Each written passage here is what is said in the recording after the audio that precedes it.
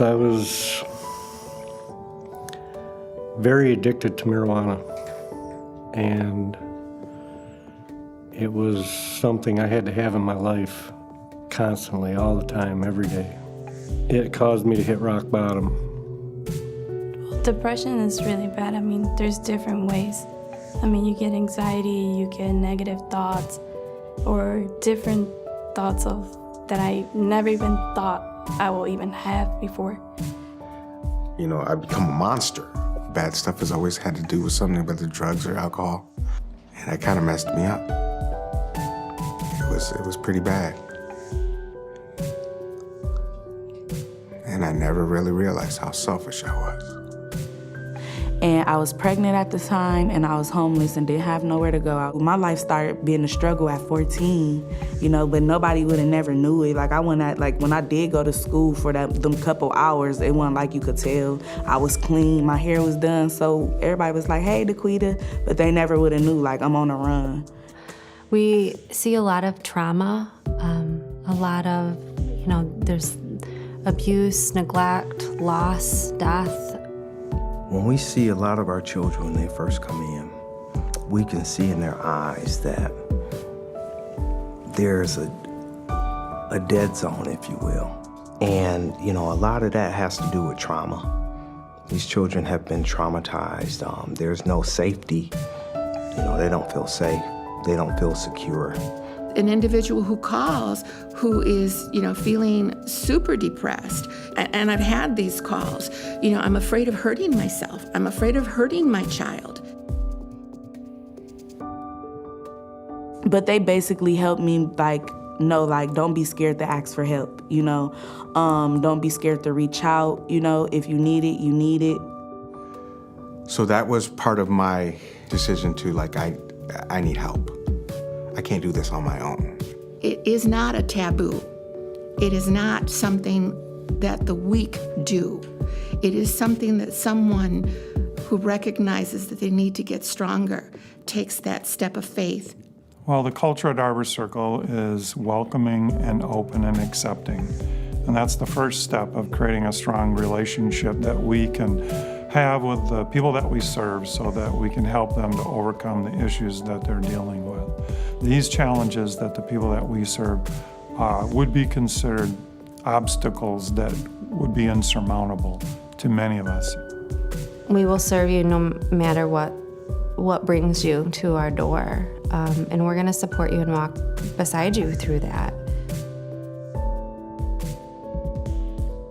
Through her counseling and me wanting to get clean, I think it was the two keys that turned my life around. It was like a miracle. I didn't think there was any way that I would ever stop using marijuana. I thought I would use it till the day I died. There's someone there that helps you talk through it, like someone that you feel that won't judge you. It took me a while to open up, but they're there to listen, or slowly they'll try to open up with you, and they can understand you of the things you're going through. He's shed a new light on a lot of things that I always knew, but I just never really thought about. And he's like a friend of mine, you know what I mean? I think the biggest thing is them helping me make sure I had a roof over my head with my child and making sure it was comfortable for me. If we can help provide any kind of guidance and support to strengthen, to reunify, to provide some stability, some direction with young people and their families, that is just going to strengthen not only their life and their future and those who they come into contact with, but our community in general. And their parents start to consistently bond with them, spend time with them, nurture them. We start to see these children come around. And this isn't a process that happens in a day or a week, but over time, we see a complete difference in this child because children are very, very resilient.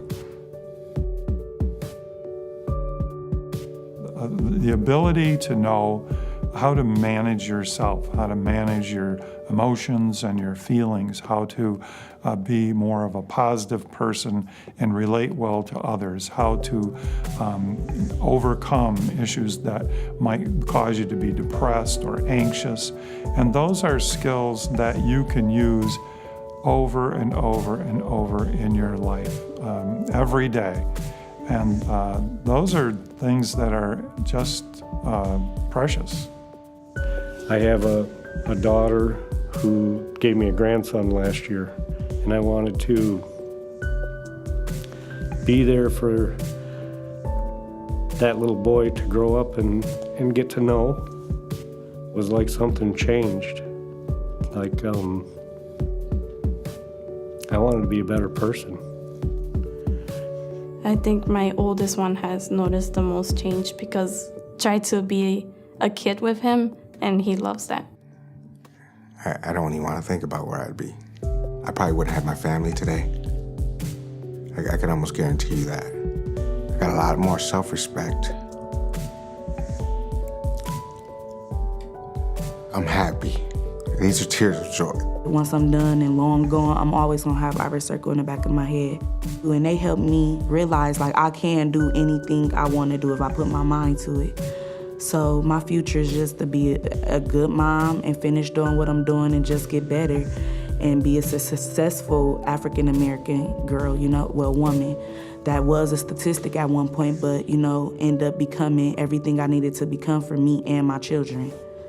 So helping the entire family unit as a whole or that individual hopefully will break the cycle, which in turn is going to help families and it's going to help our community.